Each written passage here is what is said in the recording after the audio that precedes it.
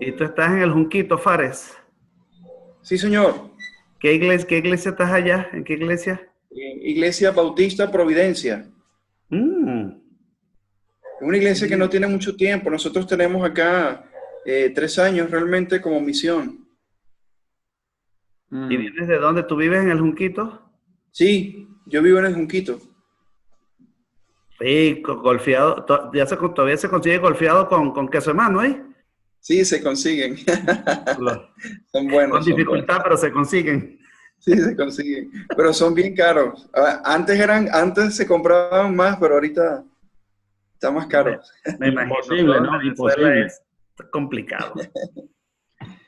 No sé cuál es el centro comercial ahí en el Junquito, pero un amigo, buen amigo que es libanés de Caracas, tiene un restaurante árabe en uno de los centros comerciales. Él es cristiano, miembro de la Iglesia Dios Admirable en Caracas. Él Kafka, se llama Youssef Sakur. José Sakur. Sakur, ¿sí? Sí, pero el Él es buen restaurante está amigo. en las Mercedes. Exacto, exacto. Sí, Sí, un buen amigo. él es buen amigo, exacto. Sí, sí. Tenía uno Sakur. en Los Teques, perdón, en Los Teques. Sí. Ah, en Sí, Los Teques. En ahora Los Teques. actualmente solamente tiene uno. Él El fue primero, el de las cerrando, Mercedes. sí, él fue cerrando todos sus restaurantes y solamente queda uno en las Mercedes. Mm. Sí, tiene Sí, hijos en España, las hijas creo que están en España y viaja sí, mucho. sí. Sí, están en España, exactamente. Y él, bueno, con ganas de viajar también. Sí, sí, sí. Y Eliad, ya Samuel está en Argentina. Sí, sí, estos días pasaron la foto por allí, se reunió con Samuelito y Samari allá, sí, yo los vi por aquí, ellos publicaron la Esto, foto. Sí, gracias a Dios le fue bien. Uno de los pastores, Abdiel Rivera, lo llevó en carro desde Maturín hasta la frontera con Brasil. Son Wow. como un día y medio en carretera. Santo Dios, ese es un viaje muy interesante. Sí, claro, es muy bonito por el paisaje, ¿no? Pero es mucho trajín, muy fuerte. Y un poco peligroso, ¿no? También las Alcabala o algunos pueblos que esa ruta es muy transitada ahorita porque van a comprar cosas a Brasil y las revenden en Venezuela. O si Wow. no, hace tiempo se veía mucho que el papel moneda venezolano era vendido, era contrabandeado en Brasil para reimprimir billetes dólares falsos. Entonces vendían Wow. las pacas del billete de 100, o sea, porque el billete es de buena calidad, el papel. Entonces lo lavaban, lo reimprimían o si no cambiaban grandes bultos de bolívares por reales, moneda brasileña o dólares. Qué, qué negocio. Sí, sí, todo ahorita es y mucha Terrible. especulación, sí, se Sí. aprovechan de la debilidad de otros. Wow. Bueno, hermanos, vamos a aprovechar el tiempo porque ustedes estuvieron ahí a tiempo. Hay otros que seguramente van a entrar. Daniel Martínez, ¿nos escuchas todavía? Ok. ¿Puedes saludar a los hermanos a ver si ellos te escuchan?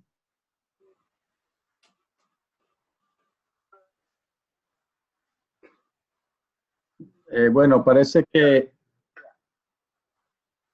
sí, la conexión contigo no es es un poco intermitente, Daniel, pero vamos a ver. Ok. Bueno, vamos a comenzar con oración esta noche, porque yo sé que Fares ha tenido problemas con su internet, así me lo comunicó hace unos minutos atrás, y también Daniel, que siempre ha tenido problemas con estas reuniones. Así que vamos a orar que Dios nos ayude a tener una buena reunión en esta noche, ¿ok? Padre Celestial, en esta noche queremos entregar esta hora en tus manos para que podamos recibir de tu palabra lo que tú tienes para nosotros. Queremos aprender más de ti, queremos ser fieles con nuestra interpretación de tu palabra, queremos también utilizar estas herramientas no solamente para entender mejor tu palabra, sino también compartir este alimento espiritual en tu palabra con los que tú nos has entregado para alimentar. Así que ayúdanos en esta noche para poder tener una reunión con menos problemas técnicos posible. Oh Padre, esto te lo pedimos y agradecemos, Padre, todo lo que tú haces a favor nuestro, en el nombre de Cristo. Amén. Amén. Amén. Fares, cualquier problema con internet, Rubén Darío te va a llamar por WhatsApp, ¿ok? Bien, excelente. Para que participes. Muy bien. Bueno, voy a compartir mi pantalla. Esta noche vamos a ver otra técnica sobre el quiasmo. Ustedes han visto un PowerPoint sobre esto. Y vamos a ver lo que es el quiasmo en la Biblia. Ustedes ya saben y conocen muy bien que la mente hebrea busca el equilibrio, ¿no? No solamente en la poesía, pero también en las narrativas. Y el quiasmo es una herramienta usada con bastante frecuencia, más de lo que podemos. Bienvenido, Fred. Qué bueno que estás con nosotros. Bienvenido, Fred. Qué bueno que estás. Entonces, busqué una interpretación y una que es sencilla y entendible, viene de Wikipedia. Es que el quiasmo es una figura retórica basada en la repetición. Se trata de un paralelismo cruzado, y es decir, de la repetición de una estructura sintáctica, con la particularidad de que en el caso del quiasmo, los elementos que se repiten aparecen primero en un orden, por ejemplo, AB, y luego en el orden contrario, por ejemplo, BA. Entonces, espero que en el PowerPoint ya pudieron ver esto. Así que voy a continuar con un ejemplo que podríamos llamar la gran metanarrativa bíblica en forma quiástica. Ustedes saben que cuando la Biblia comienza en Génesis, dice que en el principio, o sea, ya Dios vivió la eternidad. Pero cuando comenzó el tiempo, entonces lo comienza en Génesis 1:1. Él creó los cielos y la tierra. Y la Biblia comienza con la eternidad, después pasa a describir el jardín, que es lo ideal de la creación de Dios, ¿no? Y todo lo que tenemos, claro, estamos hablando de la metanarrativa muy, pero muy general. Y note que solamente tiene 7 puntos aquí, toda la historia con la eternidad, ¿no? Pero pasamos desde el jardín por miles de años a la historia antes de Cristo, hasta llegar al número 4, que es Cristo. Después, en acción de retroceso, regresamos a la historia después de Cristo y el Apocalipsis termina una vez más en un jardín. Y en el jardín pasamos a la eternidad. Y pueden ver aquí más o menos un proceso quiástico donde A y A' son eternidad, B y B' son el comienzo del tiempo en un jardín y el final del tiempo en un jardín, o sea, de la historia humana como la conocemos.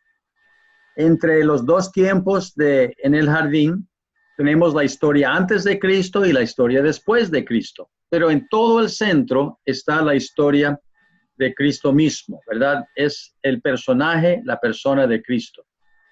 Esto también, no tenemos tiempo, pero esto también lo podemos ver con la promesa dada a Abraham, después a los hijos de Abraham, después a una tribu, la tribu de Judá a David, de David a Cristo, y una vez más, acción contraria, pero en un paralelismo para cumplir con toda la historia. Es un estudio muy importante. Pero ¿qué de Nehemías? Bueno, les ofrezco algo que encontré en un libro de un autor, el doctor Dorsey. Es lo que él presenta como un quiasmo en el libro de Nehemías. Lo presento solamente para que como estudiantes de la palabra de Dios veamos cómo los autores están tratando de comunicar su intención. ¿cómo puede el autor de Nehemías comunicarnos que los capítulos 1 y 2 se leen como una unidad? ¿Cómo lo puede presentar? Noten que los capítulos 1 y 2 están en una forma quiástica, que nos comparte que es una unidad, es una unidad.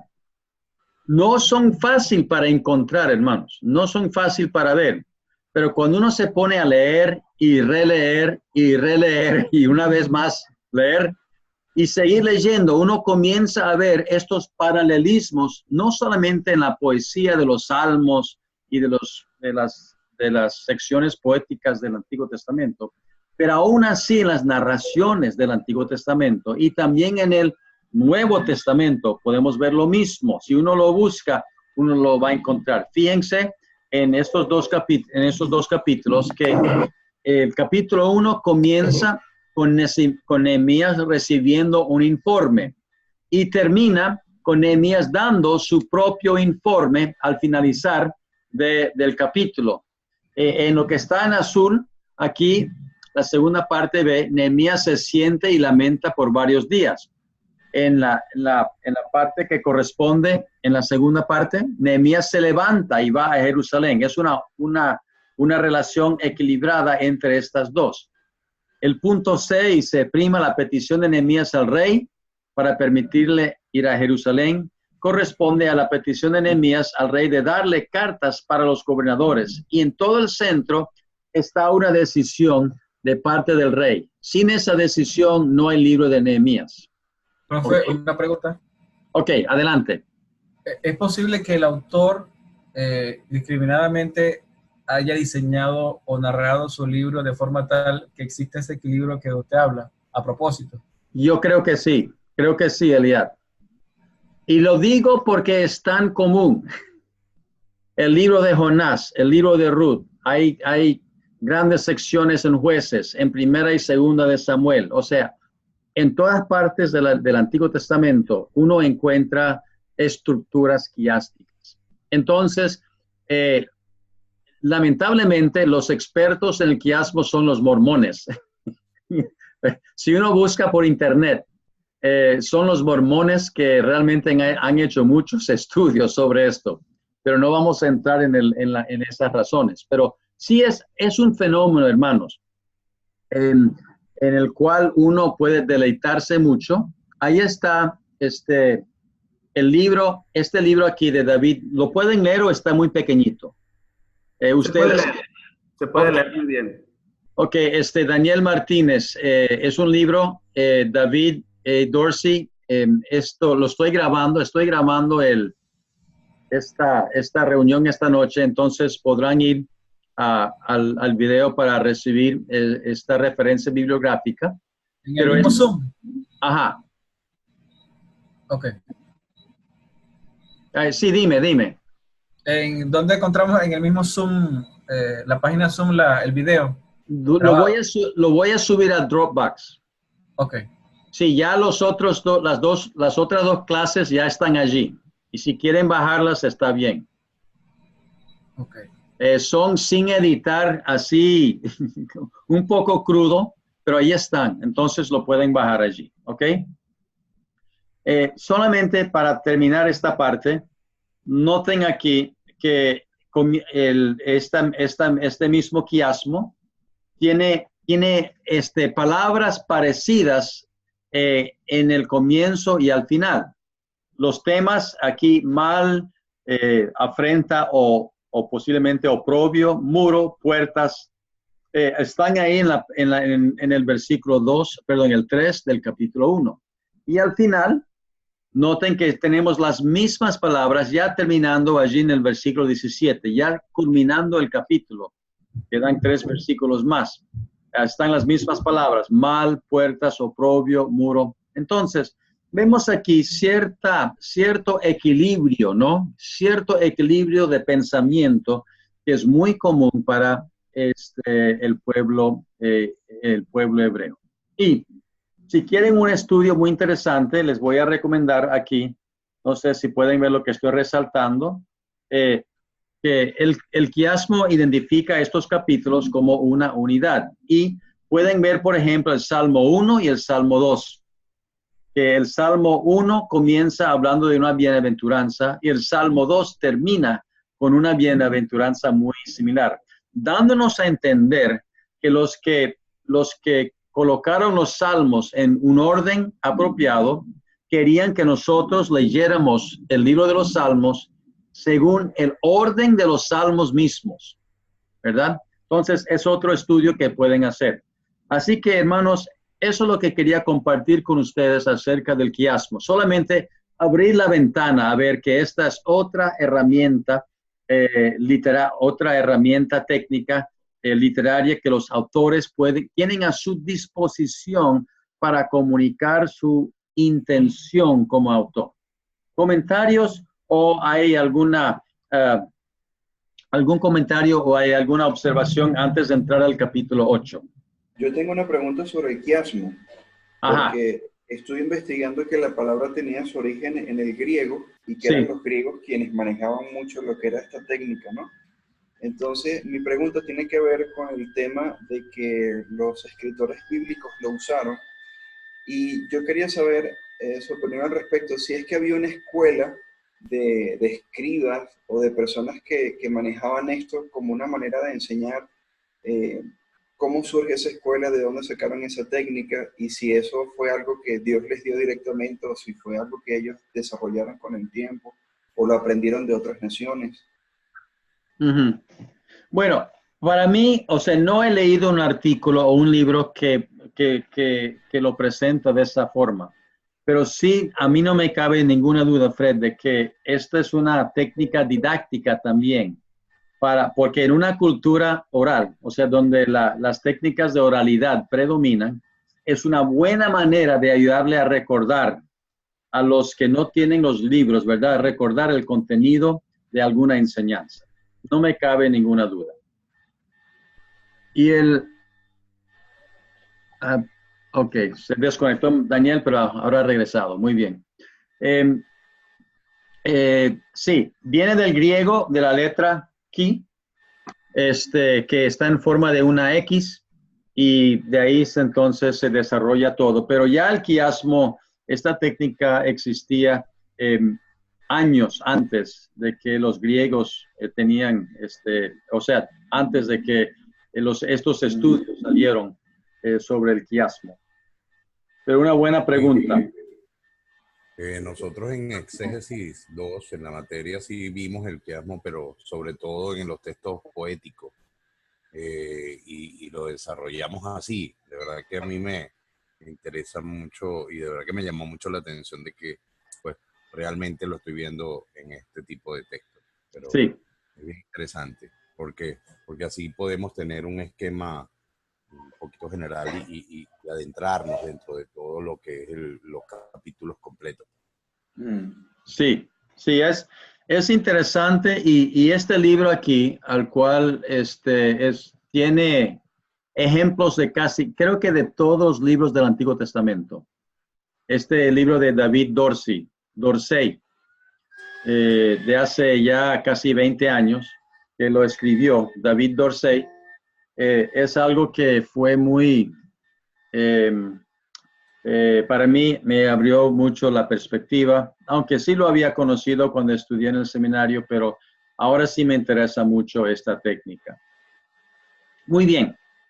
Si no hay otra observación, entonces vamos a continuar con el capítulo 8 aquí. Y solamente hago algunos comentarios porque el estudio esta noche tiene mucho que ver. Ok, perdón.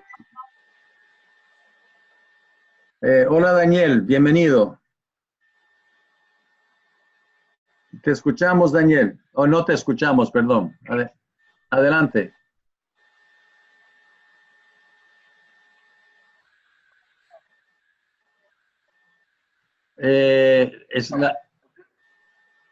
Hola Daniel, no, la señal está intermitente, la señal.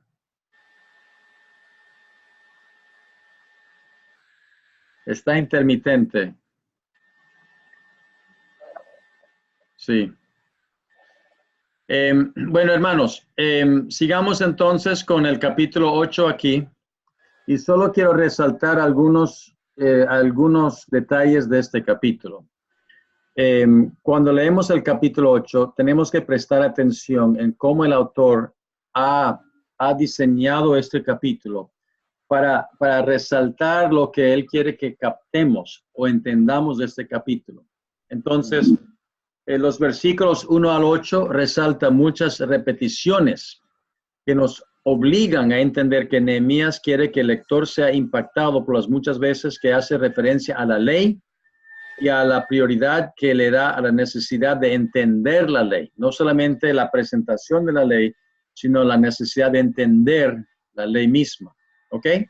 Entonces, aquí están las pruebas de estas repeticiones, donde comienza el versículo 2, que todos lo pueden entender. El versículo 3, que se leyó la ley por 6 horas.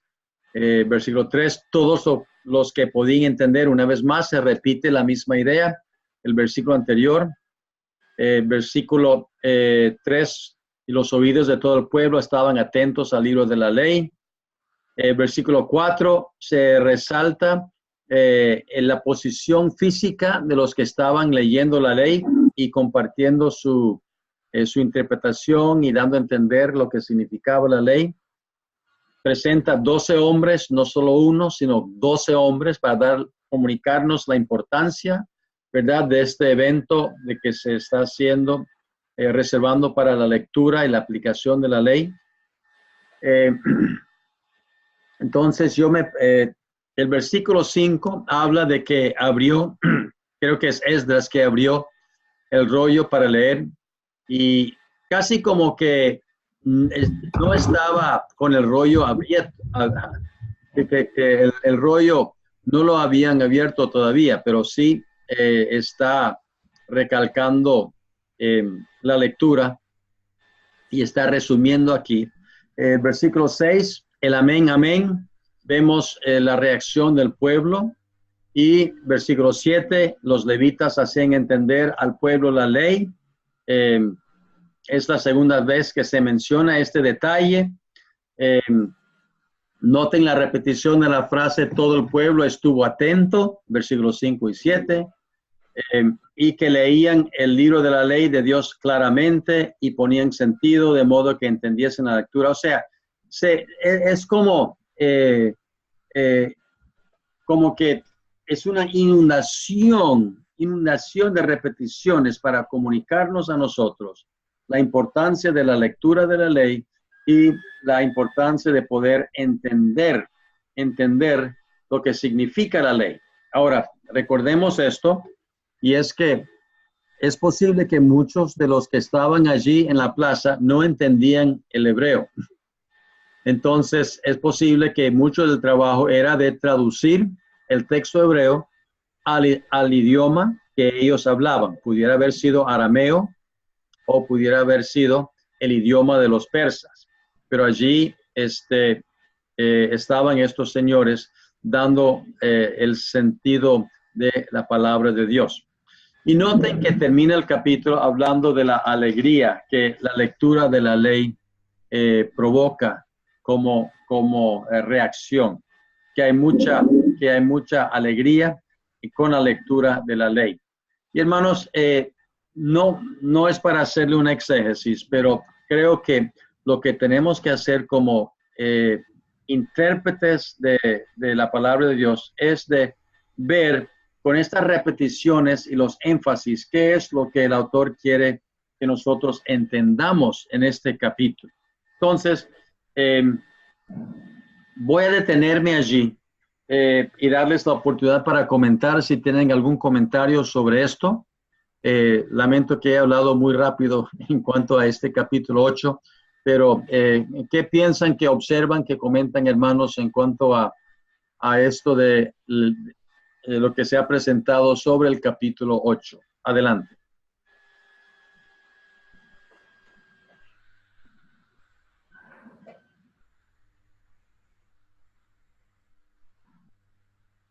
Ok, bueno, no vamos a detenernos mucho aquí.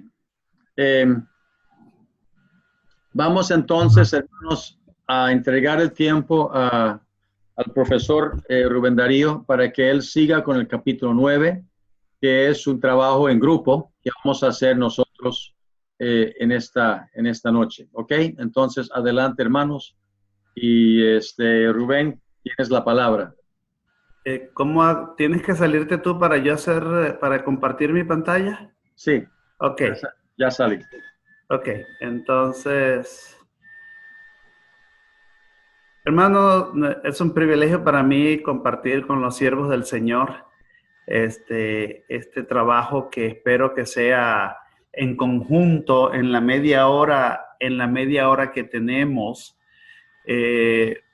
Confiamos en que ustedes pudieron entender cuál era el propósito del cuadro. Y aquí en letra azul, ¿cuál es el contraste que ustedes encontraron evidente en esta larga oración, que tal vez es la oración más larga de toda la Biblia, a menos que yo no recuerde una oración tan larga como esta, ni siquiera la de Juan 17 es tan larga como esta? En la opinión de ustedes, ¿cuál es el contraste que presenta? Esta oración se me parece un poquito, por lo menos, el discurso de despedida de Moisés, también la predicación de el primer mártir en Hechos, Esteban. Él narra la historia, más o menos, no es información, pero sí narra, vuelven a decir su pasado, de dónde vienen, mientras estaban peregrinando por el desierto, el pueblo de Israel, es decir, vuelven como a una remembranza a sus orígenes, de dónde son ellos. Primero la oración invoca a Dios, como ser supremo, lo alaban y lo glorifican, y después ellos pasan, dan esa historia de dónde nacieron, cómo son. Es un poco, yo lo veo así, ¿no? Y varias veces se repiten en la Biblia, claro, no tan extenso, pero sí los mismos puntos, pues. Moisés, y varios autores en la Biblia vuelven a, digamos, a echar ese cuento de la nación hebrea. Yo veo un contraste. Desde tu punto de vista, y en pocas palabras, ¿cuál es el contraste que muestra esta oración? Sin meternos en detalles. O cualquiera de ustedes, sin meternos en detalles en este momento. Rubén, yo veo un contraste en el hecho de que en esa oración se exalta la majestad y la gloria de Dios y se expone la depravación o la pecaminosidad de Israel. Gloria de Dios y versus pecado. La gloria de Dios versus la pecaminosidad o la depravación del pueblo. ¿Alguna otra opinión? Sí, yo pues yo puedo ver que él recuerda al pueblo la herencia y las promesas. La herencia y las promesas de Dios para su pueblo. Entonces, ¿cuál es el contraste que ves, Fred? Así, en pocas palabras. Sí, es lo que Dios pues iba a hacer, lo que Dios le había dejado al pueblo y lo que iba a cumplir, la promesa que le dejó al pueblo y que iba a cumplir, obviamente. Ok, eso versus, vamos a pensar algo versus algo, para pensar en contraste, porque esa es la técnica que está utilizando el autor aquí. En la guía de análisis. Un contraste claro para que tú y yo entendamos una gran verdad. ¿Cuál es esa verdad? ¿Cuál es el contraste? No nos metamos con el contenido necesariamente en este momento, sino... En la guía de análisis, Rubén habla acerca de la... se me escapó. Bueno, yo veo un contraste allí entre lo que es en los atributos de Dios, en cuanto a la fidelidad de Dios y la infidelidad de un pueblo que se muestra arrepentido y que posteriormente, después de ese arrepentimiento, entonces Dios se acuerda de su pacto. Entonces allí hay un juego como cuando el pueblo desobedece, el Señor lo aflige, y cuando el pueblo obedece el pacto, entonces el Señor es fiel a su pacto y vuelve entonces a restaurarlo. Entonces, fidelidad versus infidelidad. Sí, okay. Exacto. ¿Alguna otra opinión? Sí. Por lo menos se puede decir Dios creador del mundo, y el hombre creador del pecado. ¿Creación versus creación? ¿Es el contraste? o sea, creación de la humanidad o creación del mundo versus creación de la maldad, creación del pecado. Versus creación. Okay.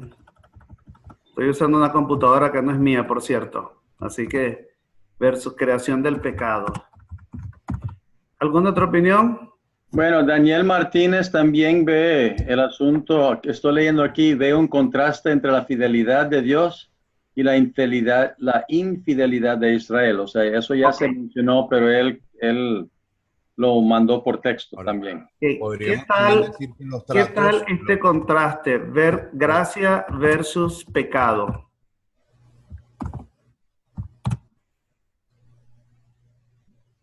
Creo que Fred también tenía un comentario adicional. Sí, no, era que era como que los tratos de Dios en torno al pacto que tuviese, ¿no? O sea, los tratos, el pacto, también la fidelidad, infidelidad y eso que usted acaba de decir, profesor, ¿no? Interesante. Bueno, tal vez sin el ánimo a imponer ninguna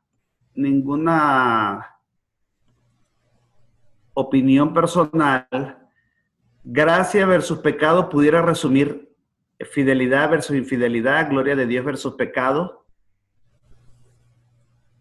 Por el momento vamos a dejarlo así. Cuando hablamos de gracia estamos hablando del trato de Dios, cumplimiento de promesas, fidelidad de Dios, paciencia de Dios, misericordia de Dios. Y cuando hablamos de pecado estamos hablando de lo que ofende a Dios de parte de Israel.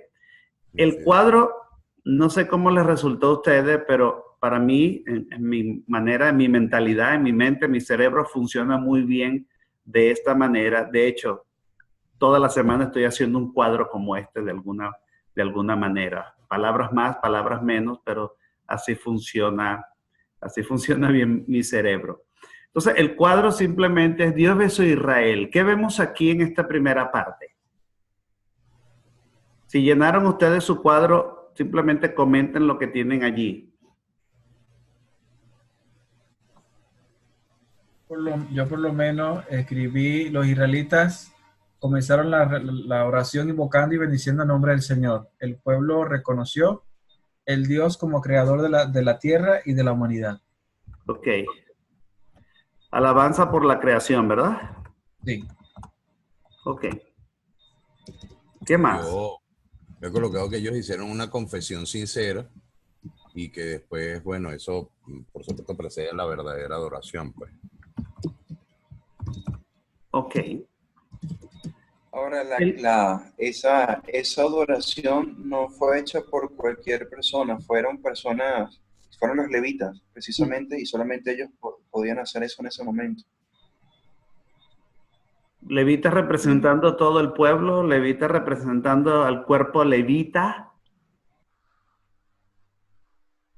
Bueno, por el momento pudiéramos decir que estaban representando al pueblo, ¿no? Exacto.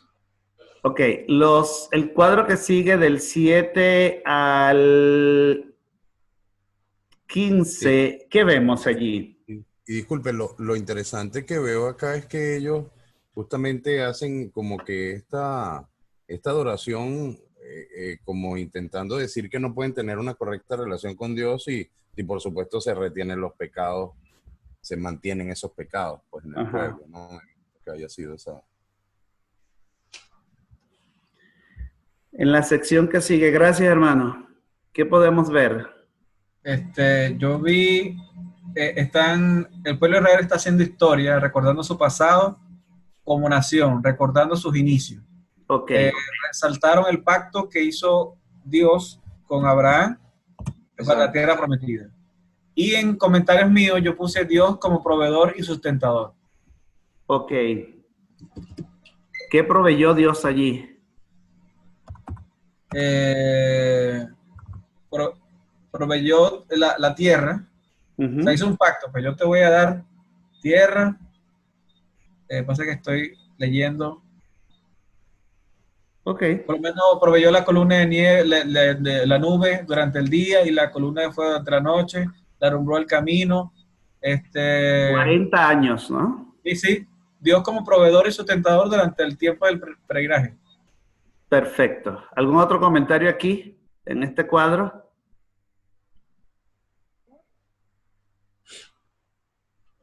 Ahora viene el pueblo. ¿Qué pasa con el pueblo?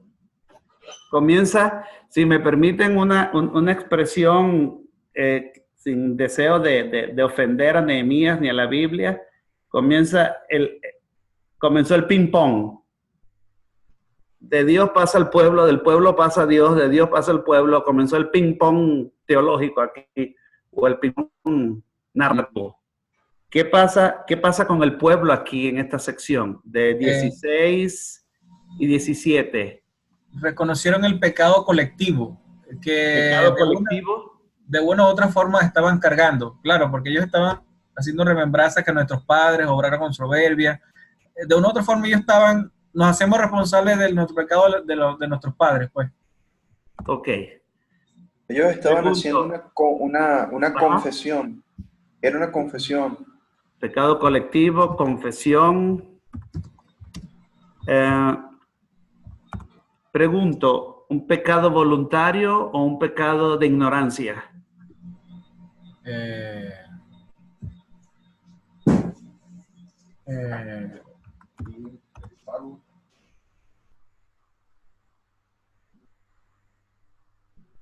Bueno, ¿Israel pecó por ignorante? Muy intencional. Muy intencional. Muy Claro, intencional. Vamos, me gusta esa palabra. Inclusive aquí dice, no escucharon tus mandamientos. O sea, no quisieron hacerlo, rehusaron escuchar, no se acordaron. Son unas expresiones que definen el que no quisieron, pues. No quisieron, voluntariamente, intencionalmente. Intencionalmente, sí. Así. De manera que no es aquel pecado de ignorancia, como lo apunta Pablo en 1 Timoteo capítulo 1, y todo esto lo dice por ignorancia e incredulidad. Ellos sabían lo que estaban haciendo. Regresamos al ping-pong. ¿Qué vemos aquí? Rehusaron escuchar. Aquí, en cuanto a Dios. Bueno, entonces ahí pasaron de nuevo a Dios y le dijeron, ok, nosotros hemos hecho no por ignorancia, pero tú como eres un Dios de perdón y clemente y compasivo, entonces bueno, nos agarramos de esa misericordia. Yo coloqué que el pueblo, o sea, en mis comentarios reconocieron varias de las cualidades que tiene Dios. Ok. De cuanto a su carácter, pues lento para la ira, grande en misericordia, clemente, o sea, yo creo que son las cualidades de Dios. Ok. Resalté esta palabra en rojo, espero que ustedes la puedan estar viendo, porque me pareció muy, muy interesante las veces que se repite esta palabra. No los abandonaste. Vamos a verla más adelante también y después pudiéramos hacer algún tipo de comentario sobre esta palabra. No los abandonaste. Nos perdonaste, muy bien, pero no nos abandonaste. Aún en el exilio, 70 años de exilio, no pudieron decir que fueron abandonados por Dios. Aunque tal vez tuvieron la impresión de que sí. Regresamos al pueblo. Aquí está el pueblo. ¿Qué pasa aquí con el pueblo? Yo coloqué que el pueblo, más o menos como la anterior, reconocieron el pecado histórico. Ok. De una u otra forma estaban cargando. Pecado histórico. Pecado histórico e intencional. Histórico e intencional. No hay ignorancia aquí. Regresamos a Dios. Tú en tu gran compasión no los abandonaste en el desierto. ¿Qué vemos aquí? De nuevo Dios como sustentador. seguimos viendo la compasión del Señor y bueno, y la repetición de que Él no nos abandonó. Hay un texto en la Escritura que no recuerdo la cita dónde está, que dice, tú te acordaste de que somos polvo. Salmo 103. Exacto, y ciertamente Dios conoce el corazón del hombre y sabe que su pensamiento de continuo es solamente el mal, y también en eso, de una forma extraña, está también su compasión. Es algo que, como dice Fred, es totalmente intencional, pero por otra parte el hombre de alguna forma no puede dejar de hacerlo porque es su inclinación. Y allí está Dios, el Dios compasivo. Sí. No, y me recuerdo también a lo que Pedro le dijo a Jesús en Mateo 18, cuando él le dice, bueno, Señor, ¿cuántas veces tengo que perdonar a mi hermano? Entonces le digo, no digo hasta 7 veces, sino hasta 70 veces 7. Entonces era como que recordando eso, ¿no? Ahora, ¿significa eso que no tenemos compromiso con la santidad porque estamos irremediablemente vendidos al pecado? ¿Eso es lo que está enseñando esta oración? No, Bueno, no. de ninguna forma. Ok. Sin embargo, estas Y no, cosas les escribo para que no pequéis. Pero si pecamos, abogado tenemos para con el Padre, ¿correcto? Amén. Amén. El pueblo. ¿Qué pasa aquí con el pueblo?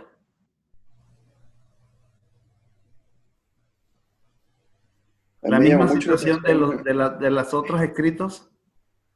Sí, en el versículo me llama mucho la atención que, y siempre que leo ese texto me conmueve mucho porque en la parte final dice, y comieron, se saciaron, engordaron, engordaron y se deleitaron en tu gran bondad. Pero en lugar de humillarse delante de Dios porque tenían que comer, porque estaban saciados, ellos se olvidaban, pareciera, y yo siempre que leo ese texto me pregunto, ¿será que la saciedad lleva al hombre de alguna forma a olvidarse de Dios? ¿Será que la abundancia lleva al hombre a olvidarse de Dios? Y qué advertencia tremenda, ¿no? Puedes profundizar en eso. A lo mejor Salomón tenía razón, no me des tan poco porque te voy a olvidar y no me des tanto porque me voy a envanecer. Sí. ¿Será? Pero inclusive la saciedad y la abundancia y la grosura y la provisión eran un regalo de Dios. Entonces el hombre siempre ha sido responsable de cómo reaccionar a eso. Ah, tú has dicho creo que algo importante. ¿Cómo reaccionamos ante la bendición de Dios? ¿Con humildad o con vanagloria? Seguimos aquí entonces, 27. Bueno, hay un comentario de Daniel aquí, profesor Rubén, y es, por favor. Dice Daniel, claro, él está escribiendo minutos después cuando nos llega, ¿verdad? Pero dice que la frase que eran soberbios se repite varias veces. Entonces, como que el autor quiere recalcar ese punto de que son una gente muy soberbia, muy arrogante. Un pecado intencional, a propósito, voluntario. 27, ¿qué tenemos aquí el 27, esta sección, en cuanto a Dios?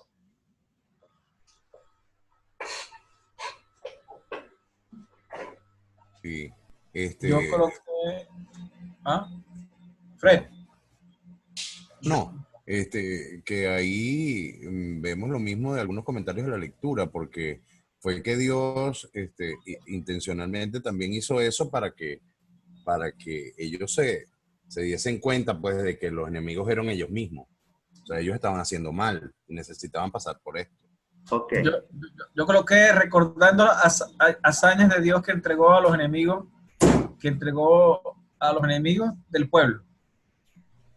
Y también, Rubén, una de las cosas que me llamó la atención de este texto es recordando las lecturas que hemos hecho, y es que Dios es Dios de las naciones y Él es soberano en la historia de los pueblos, y no es solamente el Dios de Israel, sino que Él utilizaba también a los enemigos del pueblo de Israel como sus instrumentos para castigar y afligir de alguna forma a su nación Israel, para continuar con sus propósitos, pues para la consecución de sus propios fines.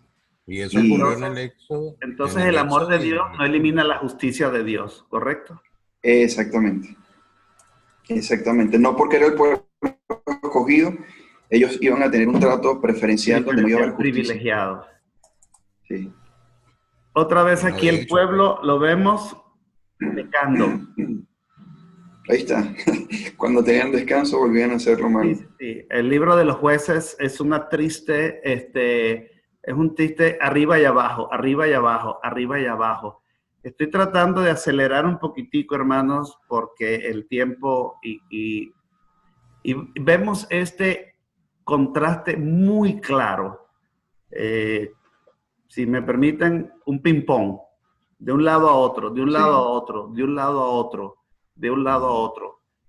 Y ¿hay algo en común entre el inicio y el final de esta oración? Que a la final no escucharon, obviamente. O sea, sí, yo creo que... Ay, se me cortó.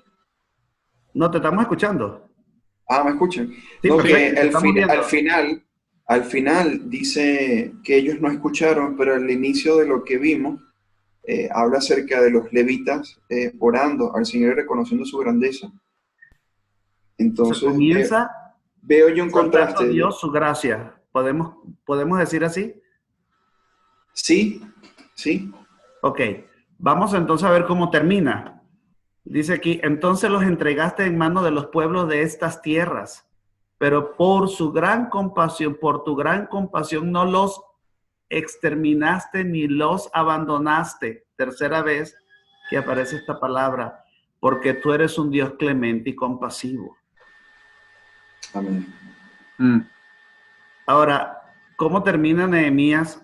Obviamente esta oración termina, no Nehemías, el libro de Nehemías obviamente, pero esta oración termina con una confesión que incluye también ciertos contrastes. Ahora pues, Dios nuestro, tú eres grande, poderoso, temible, mas tú eres justo en todo lo que ha venido sobre nosotros, porque tú has obrado fielmente, pero nosotros perversamente. Aquí entra otra vez ese ping-pong, ese contraste.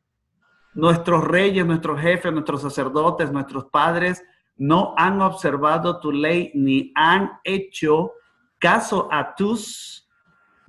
Ok, está bien, voy a abrir un poquito aquí. Dice, a tus mandamientos ni a tus amonestaciones con que los amonestabas. Pero ellos en su propio reino, otra vez, sigue enfatizando el pecado voluntario, terco, obstinado.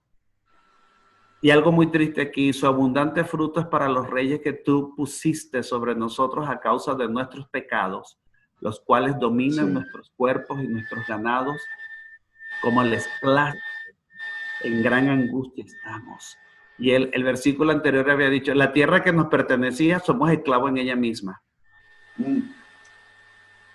Después que hay esta confesión del pecado, como para concluir toda esa oración, creo que debería llamarnos la atención esto. A causa de todo esto que hemos dicho aquí, y obviamente en este contraste de pecado versus gracia, gracia versus pecado, nosotros hacemos un pacto fiel por escrito y en el documento sellado están los nombres de los jefes, nuestros levitas y nuestros sacerdotes. ¿Cómo entendemos nosotros el final de esta oración, hermanos? Yo veo allí como un compromiso precisamente de la clase gobernante y de las personas que están llevando a cabo y liderizando este movimiento, este despertar que se inicia precisamente con la lectura de la ley. Y nosotros vemos que el compromiso empieza precisamente por los gobernantes, por los sacerdotes, quienes están intercediendo. Y un compromiso que es firme y que lo hacen por escrito. No sé si eso... Hermano, ¿cuántas veces nosotros, hablando de estos 6 varones que están aquí en esta reunión, cuántas veces nosotros hacemos un compromiso de santidad por escrito? Lo ponemos allí en el espejo de la peinadora o en la nevera para recordar eso. ¿Cuántas veces? Ahora, la otra pregunta, ¿es necesario esto? ¿Hacer un compromiso por escrito? Bueno, yo particularmente, de verdad que no la practico. Y eso me recuerda mucho a una película que llegué a ver Valientes. De una gente que hizo un pacto, unos policías inclusive, que hicieron un pacto y eso cambió la vida.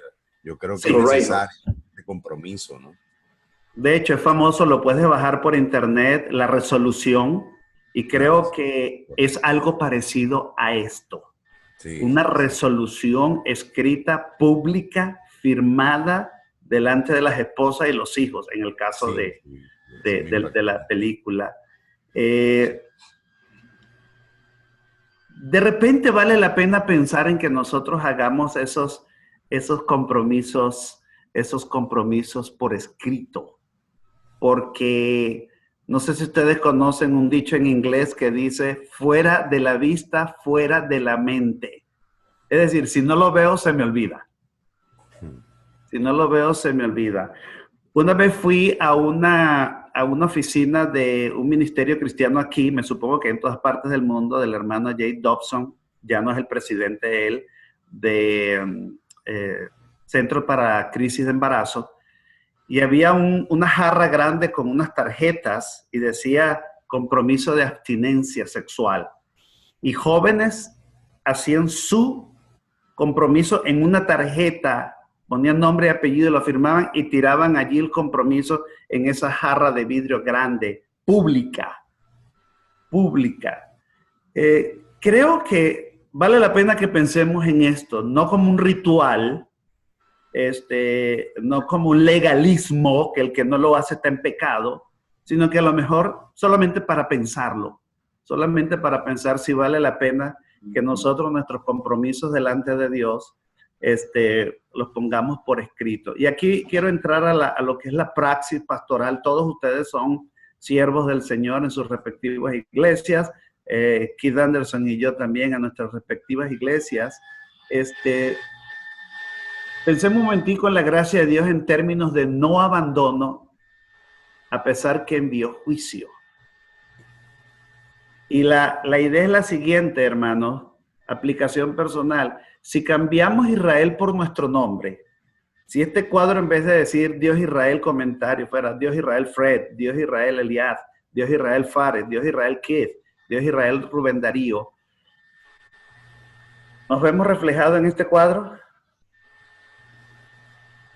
Seguro. ¿O vale la pena pensar de esa manera o no vale la pena pensar de esa manera? Sí, claro. No, y además creo que el ciclo desde el principio hasta ahora, ¿no? Siempre ha sido así. El hombre se revela, después pide perdón, después se arrepiente, de nuevo, entonces busca a alguien que lo libere y así, siempre. Como que es la historia eterna. Sin embargo, aunque fallamos y somos pecadores, ¿recuerdan este pasaje de 1 Corintios 10 del 1 al 10? Donde Pablo vuelve a contar esto mismo en 4 versículos y dice, estas cosas se escribieron ¿para qué? Para nuestra enseñanza. Para nuestra enseñanza, como ejemplo para que no las repitamos. Exacto. Las cosas es cierto que somos débiles, es cierto que pecamos, pero es cierto que tenemos un compromiso de santidad. Ahora, Rubén, yo estoy viendo esto y quería hacer 2 comentarios breves. Ok. El primero era que lo del compromiso por escrito a mí me parece maravilloso realmente. Y pues, hay quienes lo usan, hay quienes no. Nosotros tenemos en la misión y yo quiero seguir el ejemplo de otras iglesias en el pasado que hacían esto, hacían un pacto por escrito de membresía de amor mutuo y de lealtad a Cristo y a la Escritura. Me parece que es saludable para los miembros de la iglesia, los que tienen lista de miembros y hacen pacto de membresía. Me parece que es una buena forma de mostrar por escrito y de ver, como tú dices, lo que no se ve, se olvida. Pero recordando esa firma que está allí, ese compromiso que hicimos de ser leales a Cristo, a su palabra, al amor entre los hermanos y todo lo que significa ser una iglesia, yo creo que es bueno y es positivo. Eso por una parte. Y lo otro es que yo veo... Dame un segundito que voy a cerrar la puerta de la oficina de la iglesia. Ok.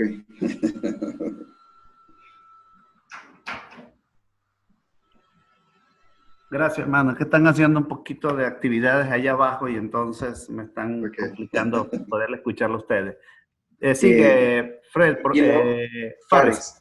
Ajá. Y lo otro es que a mí se me dificulta. Yo sé que los cristianos vamos a pecar y luchamos con el pecado, pero yo creo que en esta nueva alianza nosotros tenemos el Espíritu Santo, que es el Consolador, y tenemos herramientas preciosas para poder vencer el pecado y perseverar en la gracia. Y yo veo en los levitas, en Nehemías, en Esdras, en aquellos que, como hicimos en otro análisis, reverencian el nombre del Señor y tienen temor de Él. Yo veo allí a la iglesia. De alguna forma veo a la iglesia que es un pueblo de reyes y sacerdotes. Y yo veo a la iglesia como ese pueblo fiel que está intercediendo constantemente, no solamente por los hermanos que pueden estar debilitados o flacos en la fe, sino también por el mundo, ¿no? Por el mundo caído, por la nación, por la ciudad. Entonces, yo veía a la iglesia, o veía en los levitas, veía en los sacerdotes una representación de toda la cristiandad fiel y verdadera. Gracias, Fares. ¿Algún otro comentario? Sí, no, que quería decir era que quizás no estamos tan, no sé, en la tradición, digamos que cuando uno se casa, empieza a casar, se hace un compromiso por escrito. Yo no Correcto. sé si en algún momento eso tuvo alguna relación con este compromiso con Dios, pero seguramente sí, y lo más seguro, aquí llegó mi nieto, llorando, perdón. Bueno, felicitaciones. Lo cierto es que... Siéntalo en las piernas y intervenga. Bueno, ven acá. Disculpen, perdón. Quiero, hermano, aquí está Él se llama Aarón Yeshua. Aarón. Hola, Aarón. Sí. Hola, Aarón. ¿Cómo estás, Aarón? Mira, salud. Oye, Bueno, este tiene que inscribirse. Este está sin inscribirse. Ah, sí. Sí. Bueno, perdón por eso me apareció de repente. Bueno, lo cierto era que no sé qué tan alejados estaremos de eso, pero cuando se firma un compromiso y dices que tú juras querer a tu esposa por todo, o sea, yo creo que ya hay un pacto delante, no solamente del notario y el que esté al frente, sino que estás haciendo ya un compromiso con Dios por eso. O sea, sobre todo si lo conoces, pues. Bueno, así como ese hay varios otros escritos que uno hace normalmente, inclusive en contratos, compromisos y sobre todo si eres cristiano, que termina de eso. Ahora falta, obviamente, hacer ese compromiso con Dios, que bueno, es una práctica. Aunque somos débiles, el mundo está esperando una alta moral nuestra. Cuando vamos a testificar en una corte, se nos piden jurar decir la verdad, toda la verdad y solamente la verdad, y lo contrario a eso es perjurio. Es que el mundo mismo está esperando un alto estándar de nosotros. Yo creo que Dios los está esperando también a pesar de nuestras debilidades. Ya para concluir, hermanos. Perdone, Rubén, solamente un comentario de Daniel aquí que nos escribe diciendo que dice, yo una vez intenté que hiciéramos algo parecido en la iglesia, pero algunos no estaban de acuerdo, hablando de firmar un contrato, o sea, firmar algo, y fue hace bastante tiempo, dice, pero parece que no resultó porque no todos estaban de acuerdo. Entonces, intentó hacerlo, pero le fue muy difícil. Sí, valdría la pena saber por qué hay esa resistencia a hacer algo por escrito, como lo decía Fred. Cuando nos casamos, hacemos un compromiso público, no necesariamente lo escribimos, pero lo hacemos público. Cuando presentamos a un niño, nos comprometemos públicamente a criarlo en la disciplina y en la palabra del Señor, aunque no lo firmamos. Qué lástima que no tenemos la costumbre de firmar esos compromisos, ¿no?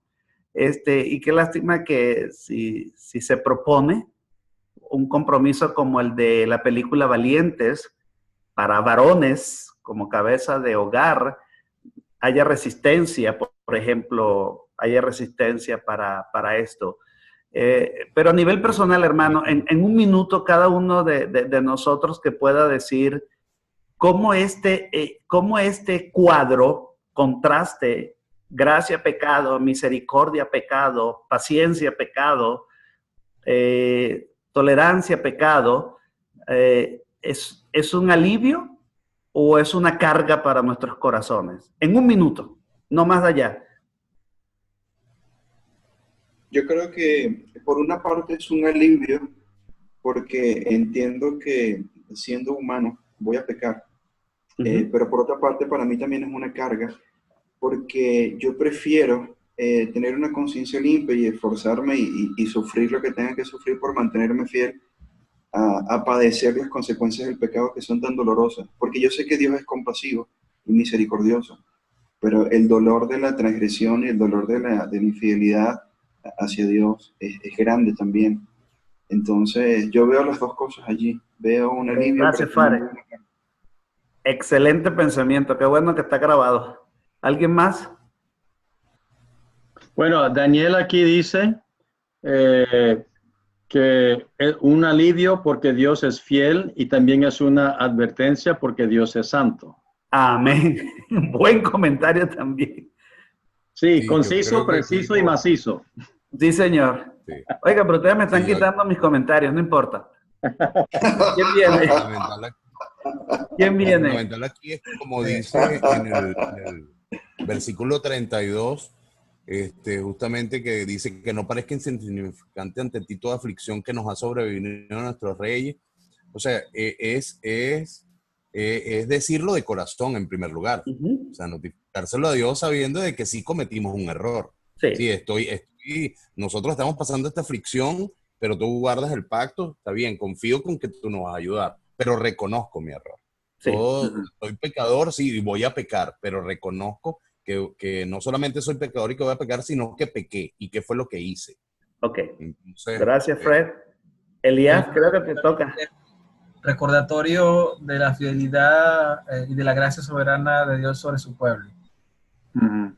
Y en tu caso particular, Elías, bueno, ¿cómo ves este cuadro? Que Dios está allí a pesar de que mi infidelidad y de la fragilidad del ser humano, Dios no nos abandona. Amén.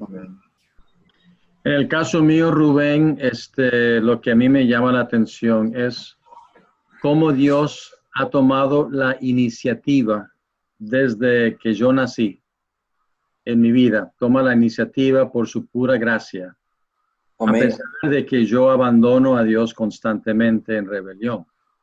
Y creo que es una lección de que algo eterno como la intencionalidad de la gracia de Dios y los caprichos míos, que son caprichos pecaminosos, que Dios aún no me abandona, es una verdad eterna que Él no me abandona, pero yo tengo esa tendencia de abandonarle fácilmente y eso cambia mi vida porque es una vida de agradecimiento por esa misericordia, compasión y perdón que Él extiende hacia mí. Amén. Amén. En mi caso es un gran alivio, es una gran responsabilidad, pero el alivio es saber que aunque Dios me esté disciplinando o esté permitiendo pruebas en mi vida, no me abandona. No me abandona. No soy un huérfano. Tengo un papá que si cree que me debe disciplinar, lo va a hacer sin abandonarme. Amén. Y que su gracia me va a alcanzar, pase lo que pase, aunque sea en el último minuto, siempre va a estar mostrando su gracia. Hermanos, el tiempo se nos ha ido. Quiero felicitarlos por el trabajo que hicieron, por sus comentarios. Y quiero animarles a que ustedes sigan estudiando esta oración. Yo he tratado de sacarle el jugo a esta oración en referencias personales, en sermones, en estudios bíblicos de oración. Así que creo que hay mucho, para que me entiendan mis paisanos, hay mucha tela que cortar, que no pudimos cortar en esta. Pero vimos lo básico que es un contraste. Es un contraste y los autores bíblicos pueden utilizar esos contrastes, no solamente en el Antiguo Testamento, sino en el Nuevo Testamento también.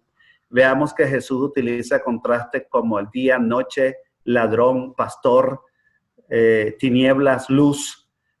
Son contrastes que nos definitivamente abren como los ojos y nos ponen a pensar, ¿por qué el contraste? ¿Por qué el contraste? Y todo contraste está presentando dos lados de la moneda, no un solo lado. Y no matices de un solo lado, sino que los contrastes nos muestran la parte drástica de dos extremos. La gracia de Dios por un lado, mi pecado por el otro. Y eso es lo que queríamos compartir con ustedes, y no solamente para Nehemías, sino para cualquier lectura de la Biblia, estemos pendientes de los contrastes. Bueno. Gracias, Rubén. Muchas gracias por esta hora que hemos estado juntos. Hermanos, gracias por su paciencia. Y Fares, Dios nos respondió la oración de proteger la conexión. Sí, amén. Gloria a Dios. Sí, toda la hora. Increíble, hermano. Bueno, hermanos, que Dios les bendiga. Dios les bendiga, hermanos. Gracias. Amén. Dios les bendiga, hermanos. Ok, muchas gracias. Gracias, Rubén. Gracias a todos. Dios les bendiga. Okay, Profesor Kate, me voy a comunicar con usted porque tengo algunas confusiones, sobre todo con esto de la entrega de las asignaciones, ¿no? Hoy estaba entregando algunas, hoy le entregué algunas, pero no